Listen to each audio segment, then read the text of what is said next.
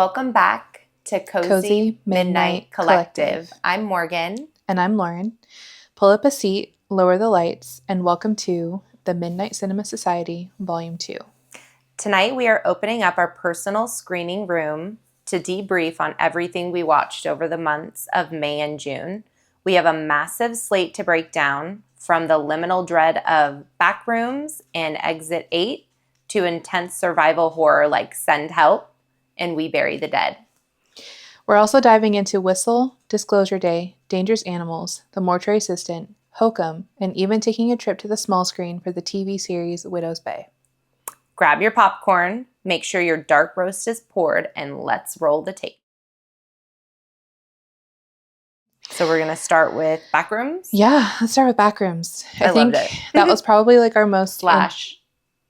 didn't the end, but go ahead. Yeah. No, I'd say that was probably like our most anticipated movie so far this year. Mm-hmm. And especially since, which House of Leaves is going. It's going just very slow. Yeah. But kind of overshot ourselves with that book. Yeah. I wouldn't be surprised if it takes me like a year to read the whole thing. Yeah. Because I have to go slow while we're doing the other stuff, you know? And you have to do your, give undivided attention and almost set up, you're doing some research. Yeah, doing, having notes on the side. I can't read that book fast, but we're talking about Backrooms. Yeah. So Backrooms was uncomfortable for sure, which is the point, right? Nobody likes being within the back rooms. I didn't... Just the way it started, even his relationship with the therapist, I couldn't get that out. I get, the type of therapy she was doing, almost play therapy.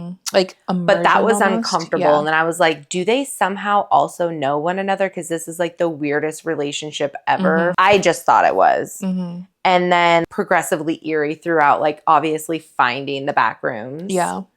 And then to turn into a giant himself. So that literally just formed when he made the commercial that he was making for the store. Yeah. Because the character looked like him as the character. Yeah. And it was from what I understand, the Backrooms is pretty much what your memories, but they're twisted. Because even how it ended with her. And it was her childhood, and then the house that she grew up in, and then that just going into different levels of different. It's a brain fuck. I have an understanding now, but even then, I still am kind of so wait, what? It's still very confusing. Yeah. And I think that's the point. You're not really fully supposed to understand what the Backrooms are. But to my knowledge, it just goes on and on and on. I just thought. So it's individual. Obviously, it's an individual experience. But if there's other people there, your fucking nightmares can kill them. I get that.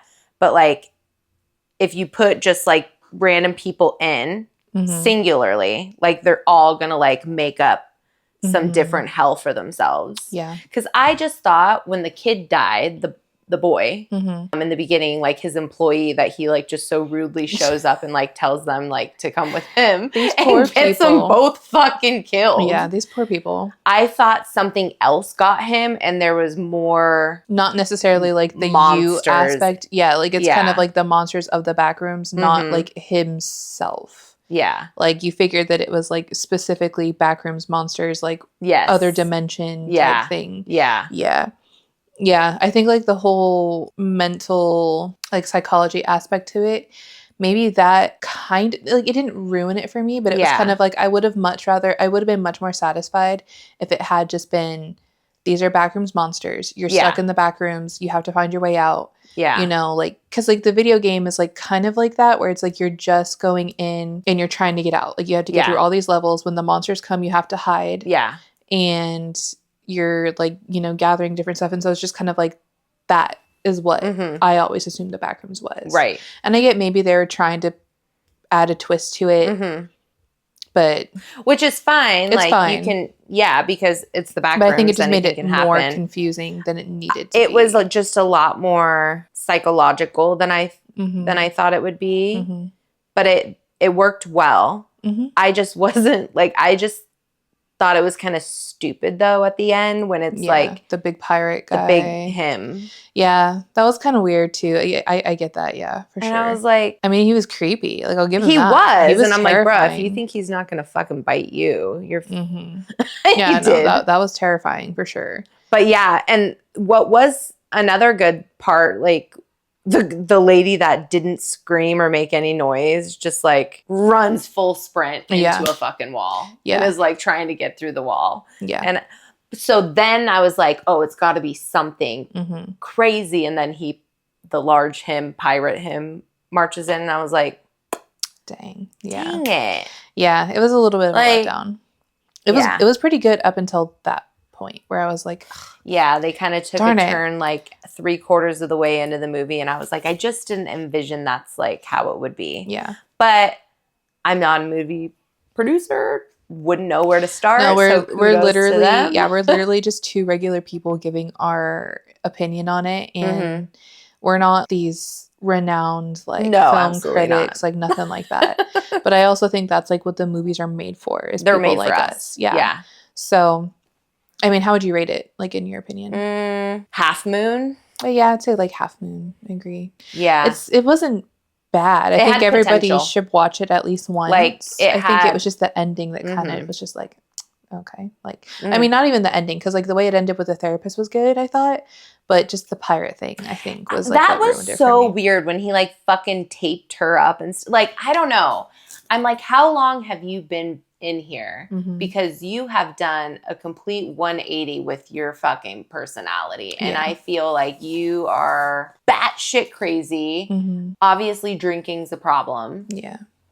And I don't know. It was just like, there was a little bit of different horror mixed up in there because that was like some. Yeah, for him to like have embraced it so quickly, I think is what was like weird to me. Because he just was like, okay, yeah, like here I am. I mean, to be fair, time probably was different for him in there. So he was in there like, I think double the time that like she had even like started to put the pieces together. So he didn't last long. It was but days. Could you imagine? No, I couldn't imagine being no food, but the space for weird days. Shit that he was eating. He's like, you can eat it right off of them. It was so gross. And they don't feel a thing. And I'm like, oh no, see, like I couldn't do that. I mean, if I was super hungry, I probably would. Right? I mean, you have to survive somehow. Hopefully my mind just breaks automatically like his, because like I wouldn't want to be aware. Oh no. Yeah. Absolutely no. And then it's like, is that what we are on Earth now? Is there something else going on and we're just aware of this? Like the true Matrix shit? Yeah, like the glitches, yeah. Anyways. So Half Moon. I'm high, so I smoked some weed. That's probably the best way to talk about something. Because I'm like, this could just go a number of ways with me. But yeah, I would play the video game.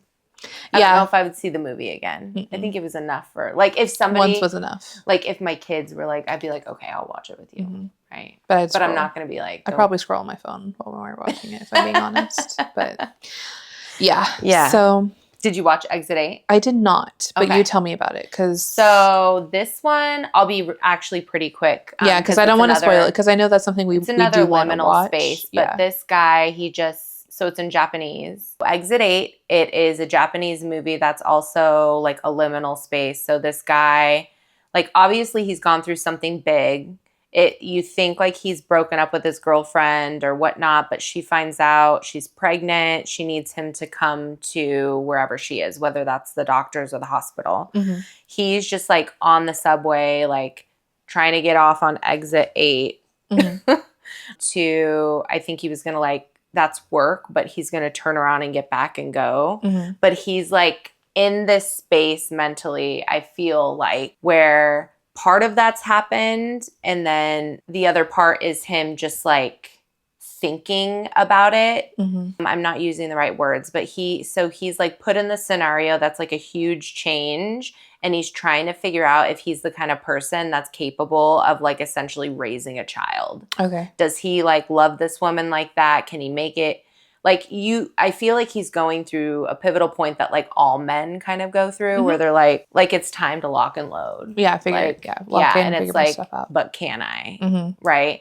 So, because nothing really like seems to trigger it, but like he's getting off, and like you know what you're looking for because, like, you're a moviegoer and you know what the movie's about. Obviously, he doesn't. So he's, like, not paying attention to, like, stuff in front of him, whether it's, like, people or posters or whatever. But, like, after a few, he starts to, like, notice.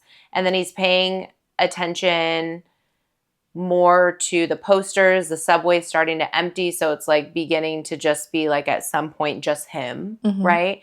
But the posters are, like, giving instructions for, like, the game, essentially. And so it's anomaly game. Like, he has to look for anomalies. If there's no anomaly, like, you keep walking through to go from, I think it might be going down. So he's at exit 8 and it might be counting down. So if he does it correctly, the next go round, which is completely identical, but at the end it would say exit 7. Okay. So it would go down, and I think he needs to get to, like, 6 is where he's supposed to go per, like, the lady on the phone. So, and then it's just a horror. If there is an anomaly, you're supposed to, like, go backwards and, like, do this stuff, and essentially it gets creepy. There's obviously, like, jump scares. There are monsters, but they're, like, humans that, like, kind of, like, shape shift. Like, it was really cool.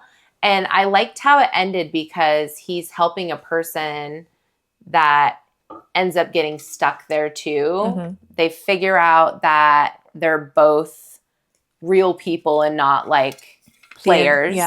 Not going to go to your death with them. And they essentially, like, beat it, right, together. And so, yeah, it was good. And then, like, as they're, like, getting out, though, it's getting, like, set up for, like, another person. And so I don't know how it's selective. I have no idea. I would have to watch it again, I think. But I think it's, like, random people, like, go through it.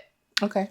And it's, like, almost in another reality because, like, it's obviously there is a subway there and lots of people are, like, commuting back and forth to work or whatever they're doing. And it almost, like, it branches off that timeline.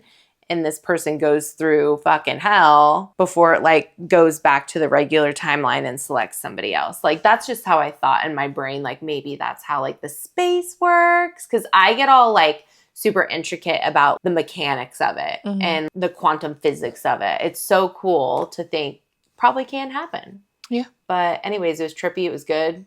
Okay. It was scary.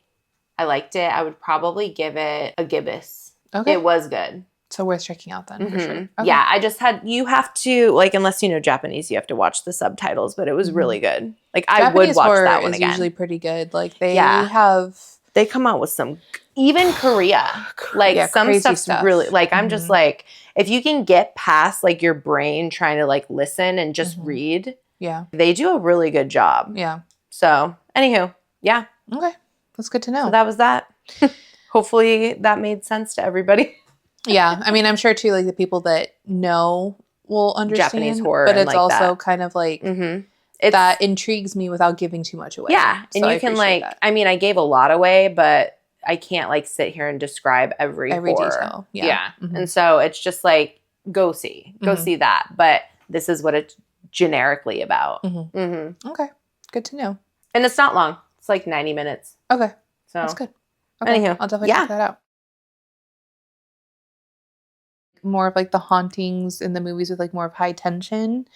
We'll start with Whistle, which it wasn't bad. Like, to be fair, we watched this we watched this on a sleepover night, and we started it really late at night, and then we had to rewatch it, like, the next morning.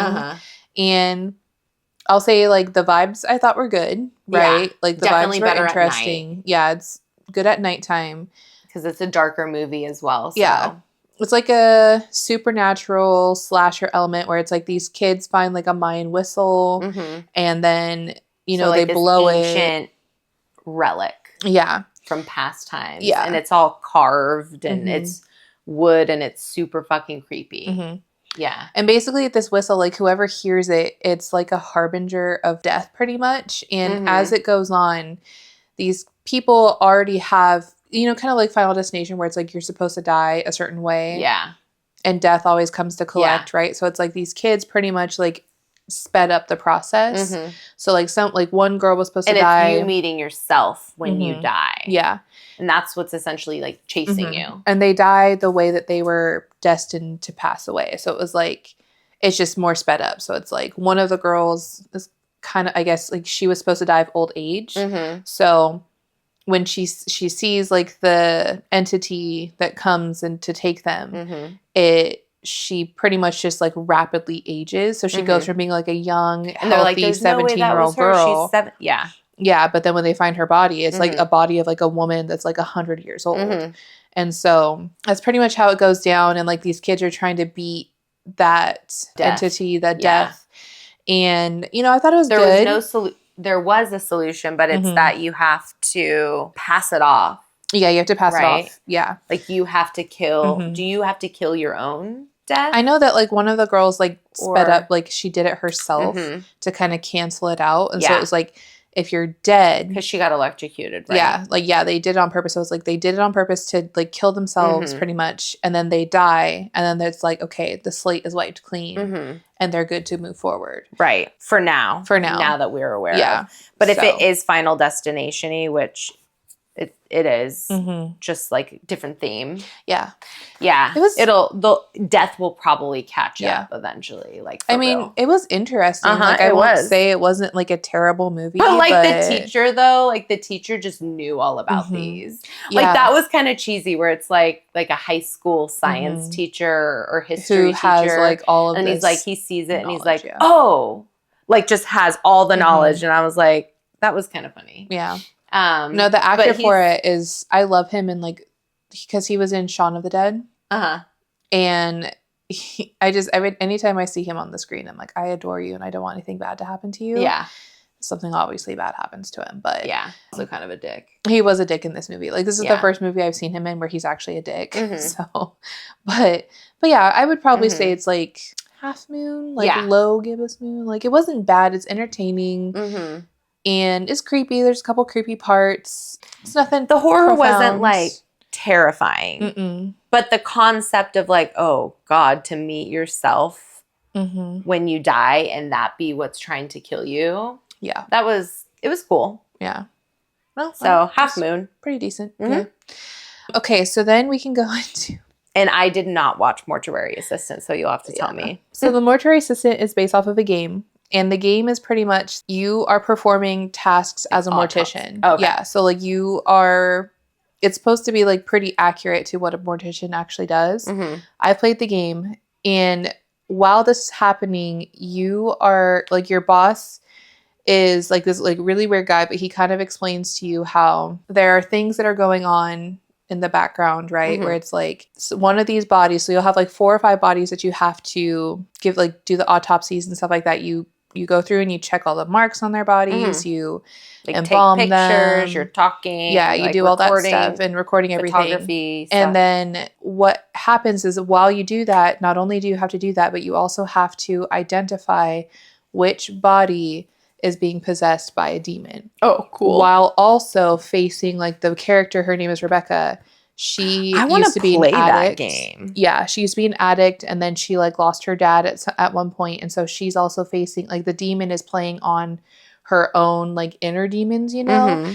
And so by the end of the game, you have to find the name of the demon, correctly figure out their name, and then correctly identify which body is afflicted with like the demon, and then you have to put it into the incinerator. There's 6 endings for this game, right? Okay, so there's 6 options. 6 endings that you can, and it's all based on your choices. Did you play it all? I unlocked 3 endings. Did you do it on the Xbox? I see it's on Xbox and PlayStation. Yeah, I did it on my husband's PC, so that's how I did it. But it's probably easier to play games on a computer. It's scary. It's all right. I actually prefer using like the controller. Do you? Yeah, it's just like too much to do. Like for me, it's too much to try to figure out like the keys and the mouse at the same time. So the movie is basically the same thing. It, in my personal opinion, was terrible. You know, we had this game was really popular for like 3 or 4 years. And there were people that like believe, because like they have like a notice at the beginning of the game that says, you know, playing these games can potentially open a doorway or a portal to and like allow a demon to come in. So it's like you have that aspect going into the game where you're like, obviously probably not. Why do they think that? I mean, I guess it's like a thing because like even like Zach Bagans, which even then he's also kind of like one of those like fakes, you know. But they say that like if you open the doorway, right, and like, that is just playing a game, or just like even like the mindset of thinking about it, kind of like what you were talking about, where it's like the mindset, you could bring it into an existence, or you could open up like your soul and your home for infestation, pretty much. Okay. So it's like if you leave food out, you're going to get ants. Okay. Right? Like you might not get them, but you could get them. Yeah. It's like a pretty high chance of getting them. So the movie, terrible. It followed kind of closely initially, but then they kind of went off and did like all this other stuff. And like there was a point where like I fell asleep because I'm like, this is so boring. It's so terrible. It was like a Shudder original, so those can be kind of cheesy and like low budget. I think if maybe they had like a higher budget and they were able to do more, it could have been pretty good. But as far as like at least staying close to the game, like it wasn't that, to me it just wasn't that great, and I didn't think it did it very much justice. Or anything. I mean, there was a couple good jump scares, but for the most part, it just, I don't know, it just didn't hit for me personally. So I'd probably give it, I don't want to say like a new moon, but like crescent moon. Yeah, it's a crescent moon. I would give it a crescent. I don't know. It just wasn't, I was kind of disappointed, especially since I did play the game, and I was just like, okay, like it is what it is. But I probably wouldn't recommend it. I'd recommend the game for sure. The game is fun and like you're immersed in it, and so you feel like you're going through it. So maybe it's just like the game to me was just better. I won't be watching that. I wouldn't recommend it. Yeah, I just wouldn't. So play the game. That's a lot of fun. But it wasn't fulfilling as a movie. No. Maybe if they remake and somebody, like you said. After that, Hokum. Oh, I loved that movie. I thought it was so good. I loved it a lot. I loved the vibe and the aesthetic of it was just beautiful. Like classic, was it Ireland that they went to? I think he went to Ireland, folklore, creepy. I loved the way it looked. The way it looked was so like the weather scenes. It was haunting. It was a darker movie too. Eerie. Yeah, like there are definitely some elements to it, which if you're somebody that gets triggered by certain things, I'd probably look those up before you watch it. I loved it. Like that would be like a comfort horror movie for me, to be honest. Yeah, like it's a good one. It was creepy. There was like, it was scary to me. Like, so he's arriving, this man, and he has his parents' ashes, and he's essentially taken it back to like spread their ashes where they had their honeymoon, right? And essentially the horror is like that the keeper who owns the property has locked away a witch in the, was it honeymoon suite? Yeah, the honeymoon suite. Because the honeymoon suite, when you access it, there's like a little mini elevator that goes down even further into like the basement. And then from there, there's even like a door that's like steel and locked that you have to open, and it like takes you down this like really dark haunted cellar walkway space. And then down at the end is like another door where this like witch comes and goes, because she can access all of it. And so that's why he ended up having to like lock the honeymoon. Nobody can like rent that room. Nobody's to go in there. It's like forbidden. Yeah. But he really wanted essentially to go into that space. Well, and he was a writer as well. I mean, at first it was definitely to like honor his parents. It was to honor, yeah. But then there's like a mystery element to it as well. And as he's like out and about in community, like whether he's eating or whatnot, like asking questions, it just makes it more everybody has like him. Their version of the witch. Yeah. And I loved that everybody some people were like, oh, it's just superstition. Some people are like, oh, no, it's real. But yeah, that's so like you have like everybody's different interpretations of it, which was kind of cool, which kind of added to like the mystery element. And then there's a girl who says like she wants to visit it one day. Yeah. And just to see. And she ends up like going missing. And it was just really, it was a cool story. Very cool story. I liked like it wasn't, in some movies that would be too much. I think like not only having like the witchcraft story, but then like the missing girl story, and then But they, like his story. They intertwined it well. But they did it really well, where it all fit together really nicely. And yeah, it was like this, just this creepy, eerie, and aesthetically like even pleasing, as he goes along, like just taking different things from different people, such as like the chalk, and you can draw a circle around yourself with chalk, and the witch can't like cross that circle. Like little tidbits here and there, and then he actually somehow remembered where he's just like, oh my god, there's chalk. Anyways, I thought it was cool. Like he would take tidbits from different people, and like when he was in the situation he got in where he's like trying to get the fuck away from the witch, because obviously it happens. It's a horror movie. He's like trying to like utilize what he has around him to like see if it helps him against this witch, and she's creepy, but it wasn't over the top. Like it's like that's horrific in and of itself. Kind of subtle, which I liked. I like the subtle stuff. Like she's like, like she was creepy enough on her own. I was like, yeah, that bitch is like dragging souls to hell. So I think I would give it a full moon. I wanted to give it a full moon as well. And I would watch it again. Like, yeah, you said a cozy horror movie, because if it's raining outside and it's dark and overcast, which it is a lot of the time here in Washington where we live, like especially during like spooky season, just throw that on, and it's just like going perfect when you're cooking or whatnot. And or you can cozy up on the, you could do lots of stuff with that movie. Yeah. I want to look up books that are similar to that vibe and like read something like that, because it was just really good. So, yeah. Full moon. Okay, so moving into more of like the survival type movies, we've got first Send Help with Rachel McAdams, which love Rachel McAdams so much. I love her. O'Brien. She's like been my favorite since back in the day. Yeah. Dylan O'Brien, same. Like he was like one of my first crushes as like a girl, like Styles, love Styles. But this movie was badass. Insane. Hilarious. Good for her. Yeah. Like that is like how I would sum that up, is good for her. Yeah. Because her boss is a dick. She's just like this like sweet girl who just like has lots of like hobbies. She wants to be on Survivor. Like she is a Survivor like fanatic. That's how my friend Nikki is. Yeah. Do you know how many tapes she's submitted like to get on the show? She loves that shit. She'll like go put herself out in like the middle of fucking nowhere and try to survive off the land for like 2 days. I love by herself. Yeah. Well, I mean, that's what this character does. And like her boss is a dick. She got passed over for a promotion for this guy who's pretty much like a Nepo baby. Yeah. He's like the Nepo baby. He steals her work, puts his name on it. Yeah. And then they're supposed to go to like on this trip, like a work trip. And then on the way there, their plane crashes. And they are the only two survivors. Obviously, she's thriving. She's having a great time. Like, she's like, I know how to do this. Didn't he get injured right away? He got injured pretty badly. She's been, like, taking care of him. He's only alive. Because of her. Because of her. Yeah. And then he comes, finally, like, after 3 days, he comes to where he's, like, conscious enough that he's, like, interacting with her and stuff. And he's still just, like... Yeah.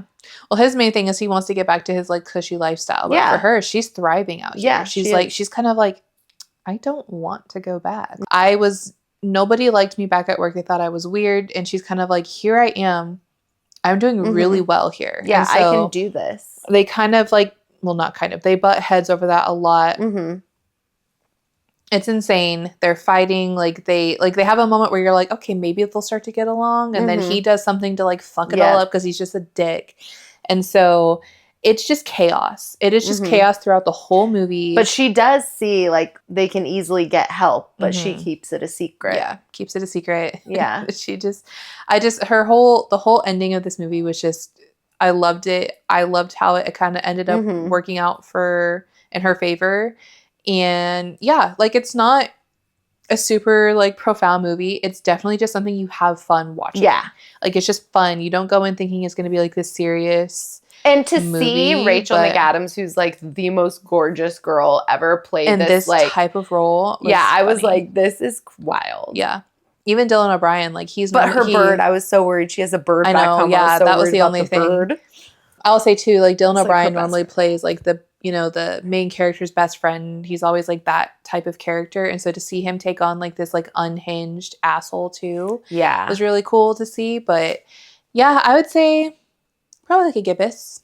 Yeah, I'd give it gibbous. Yeah. I'd watch it again. It was good. It was, Mhm. like you said, it was funny. Yeah. It was intriguing.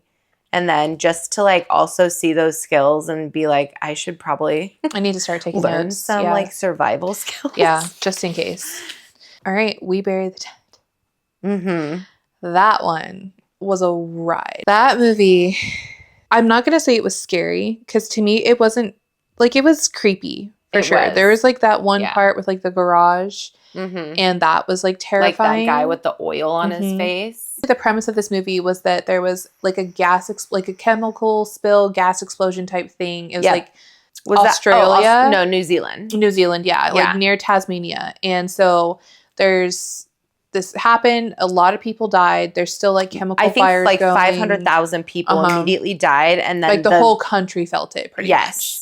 And then the radiation to a certain point, right? Yeah, and so we do know that yes, there's a lot of dead people, and some of them do come back. Like everybody knows they've started these like task forces using military and some volunteers to like go through and basically point out which ones are waking up so that they can kill them. Yeah.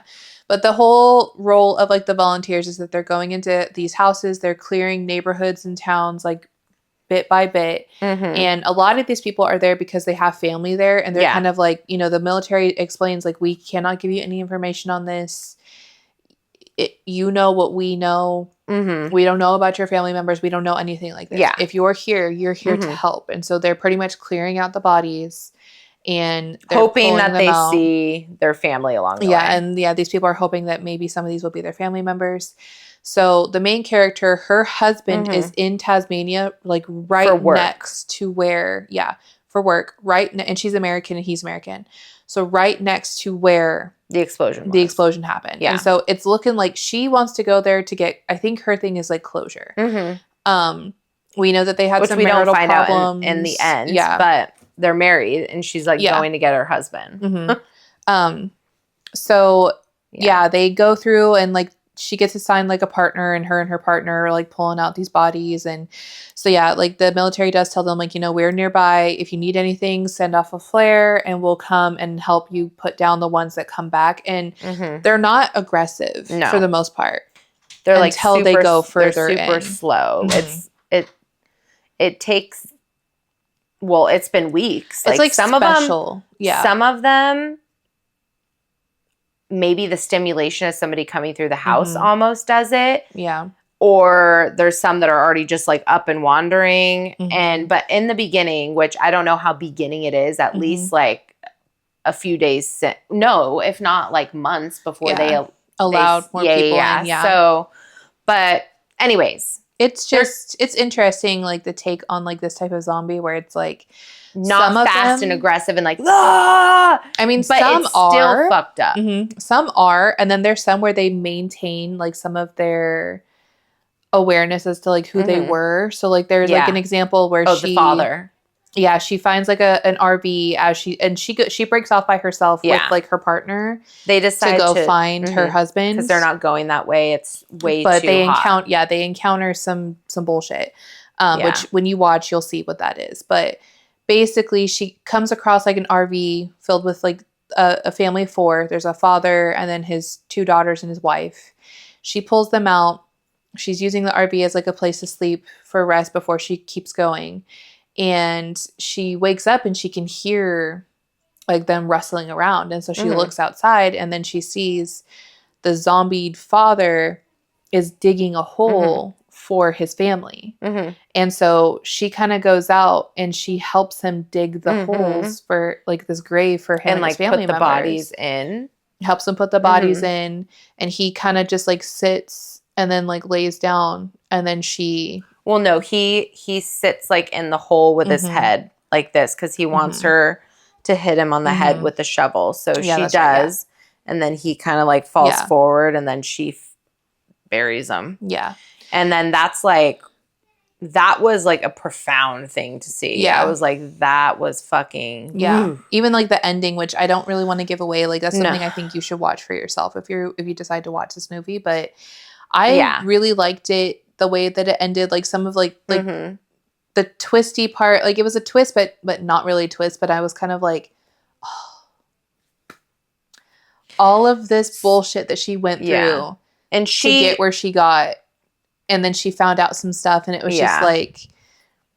But also, like Lauren said, like she went there for closure. They were going through like some marital stuff.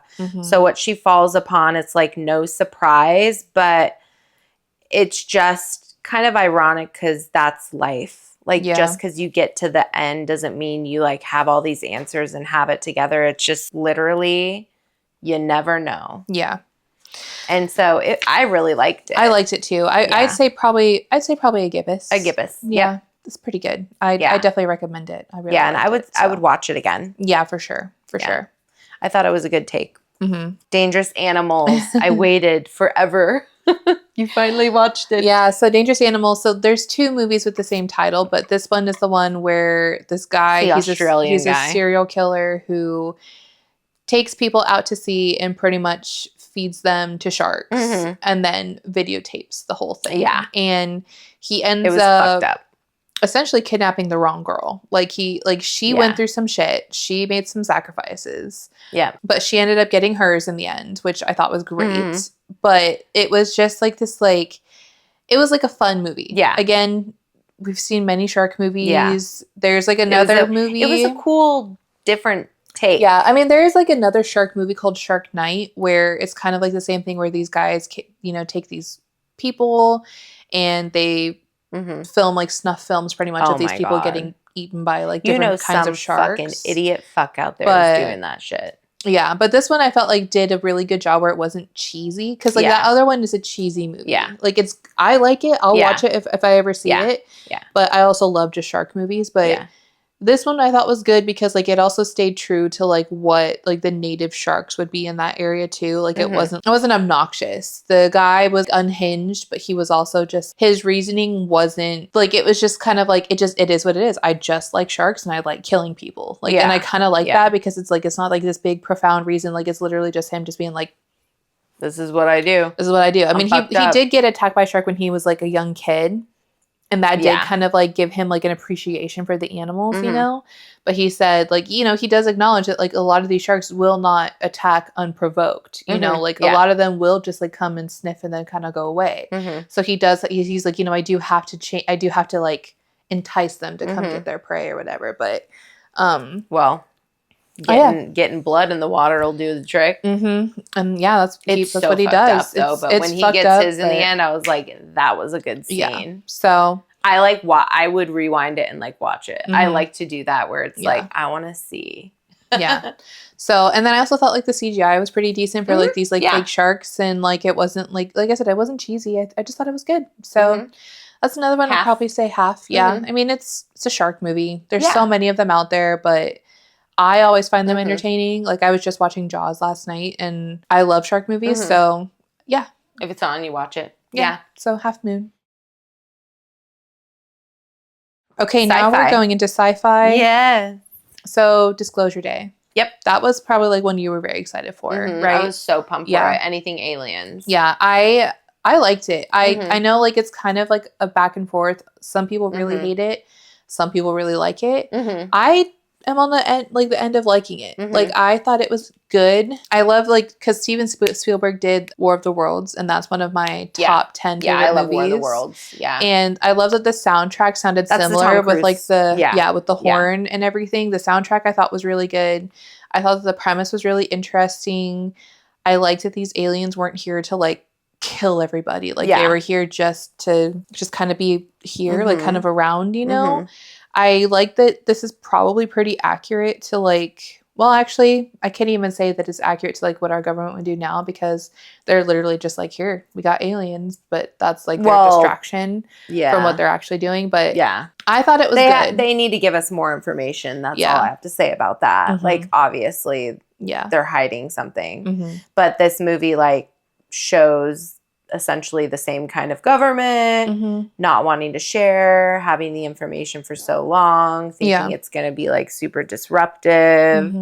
And then there's like a couple of kids that end up growing up and they have this like ability. And so as adults, they're utilizing the ability to share with the world on like international news. Yeah. What's up? And yeah, I thought it was good. I always like hype myself up more.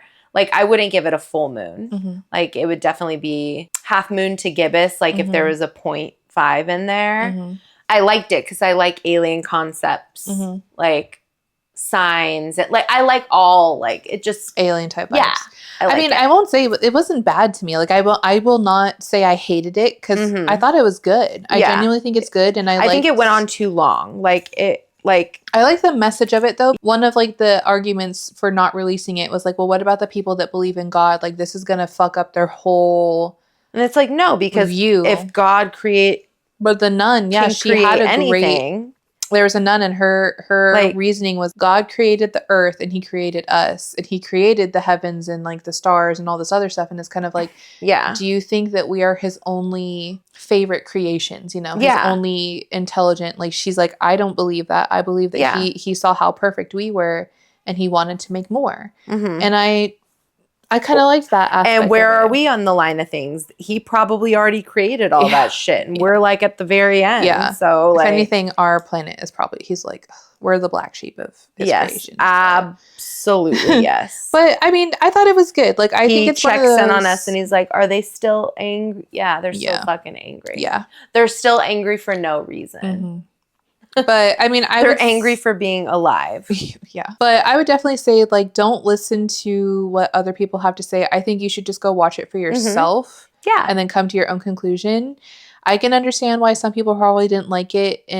But I thought it was good. So I'd say half moon to gibbous. Yeah. Like it's worth watching. It is. Yeah. So, and I would watch it again just to like try to pick up more of like what I didn't get the first time around. Because there's lots, like we are obsessed with Interstellar, our household, and we've probably watched it like 12 times easy. Yeah. And we have no plans to stop. And it's like every time we watch the movie, it's so good and you pick up new things. And so pending movies, like I'll watch again just to like, what did I miss? Because I will say like I'm obsessed with the soundtrack for Interstellar, and I watched it all the way through once. And that whole vibe of the movie, I like it a lot. It just makes me really sad because, you know, the whole premise of it is just really sad. But it is. I loved the soundtrack film score for this. And like the film score for Interstellar is like probably one of my favorites. Yeah. Hans Zimmer is like my favorite composer. But yeah, it was good. Definitely go watch it. Go watch it. Get your own opinion. Yeah. There you go. Widow's Bay. I love Widow's Bay. I love it so far. I love still it. have a few episodes to watch, but for those of you who know, you know, like it is so good. He is just not for it in the beginning, though. He is not sold, and he slowly poor guy gets tortured. I love how like each episode is like a different like tall tale or legend or whatever for their little story. Area, but then they still had like their whole background thing, and the way it ended was really good, really sad. But there was bits of horror. There's bits of like there's horror, there's thriller, like, and then there's just, it's hilarious throughout the whole thing. Like, and the little quips that every character makes, like everybody is like weird in their own way. Patricia, all hail Patricia. I fucking love Patricia. She is like one of my favorite characters she's ever the secretary written. One, right? Yeah, she's hilarious. Yeah, she is hilarious. Love Patricia. I love like her episode with like I don't know if you've gotten there yet, but there's like a killer that's like stalking her. No.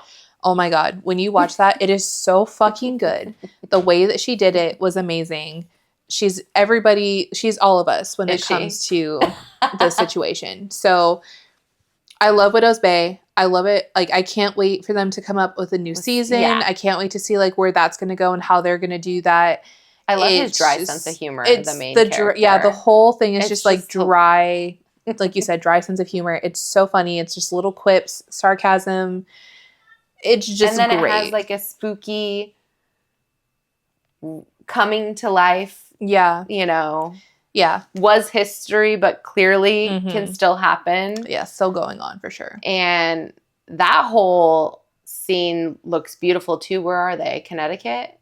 They're New England, right? Yeah, New England, because he's trying to do like we're the new Martha's Vineyard. Like, yes, he's trying to get Widow's Bay to be like the new vacation spot. Tourists. I mean, honestly, I would go there still. Yeah, like, I think I would still go. I want to go. Like, I love little charming seaside towns. On the map just for the show. Yeah, yeah. So yeah, I'd highly recommend it to anybody. Full Moon for sure. Yeah, it's so entertaining. Full Moon for what I've funny. seen so far. I can't wait to finish it. When you finish it, it's good. Yeah, the ending is kind of sad, and but nobody dies. Open for season 2. Yeah. Okay. I think so, because like I'm unsure. Yeah, like when you finish it, you'll see. It's like the ending of it. You're kind of like, well, Apple TV made this one, right? Now? Yeah, Apple TV. Okay. So now I'm like, what? Like, where are we going now? Like, what now? Yeah. So, but yeah, it's good. I definitely highly recommend it. And yeah, full moon for sure. Full Moon. Yeah. So, wow. Okay. Well, and that is a wrap on Midnight Cinema Society Volume 2. We want to know what your standout horror watch was from the past 2 months. Did the Mortuary Assistant give you nightmares? That's a no. Or did the liminal dread of Exit 8 trap you? Head over to our Instagram or Patreon to let us know. If you're watching the visual version of this episode on YouTube or Patreon, don't forget to hit that subscribe button so you never miss a trip to the cinema with us. And as always, keep dropping your anonymous encounters into our Midnight Confessions link below. Until next time, keep the projector running, keep the lights low, and keep the volume up. Thank you for joining us in the dark. Sleep well if you can. And remember, some stories are meant to haunt you.